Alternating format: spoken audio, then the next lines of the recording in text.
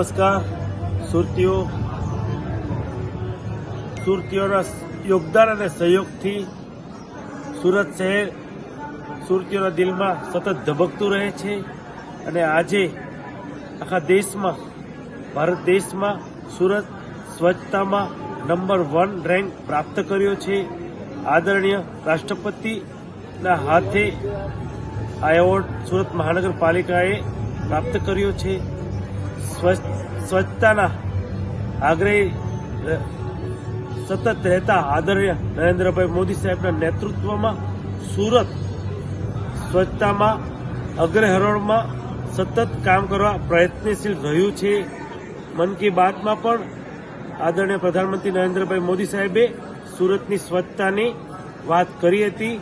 તે બદલ હું આદરણીય પ્રધાનમંત્રીશ્રીનો આભાર વ્યક્ત કરું છું. તમામ સુરતીઓ વતી ગુજરાતના મુખ્યમંત્રી ભૂપેન્દ્રભાઈ પટેલ સાહેબ અને ગુજરાત પ્રદેશના યશસ્વી અધ્યક્ષ સી.આર. પાટીલ સાહેબના બહુમૂલ્ય માર્ગદર્શન હેઠળ સુરત શહેરના તમામ વોર્ડમાં કોર્પોરેટરે સેનેટરી વોર્ડ વાઇઝ જવાબદારી લીધી હતી અને સુરતની જનતાએ તેમાં ખૂબ જ સાથ આપી જન આંદોલન બનાવ્યું હતું.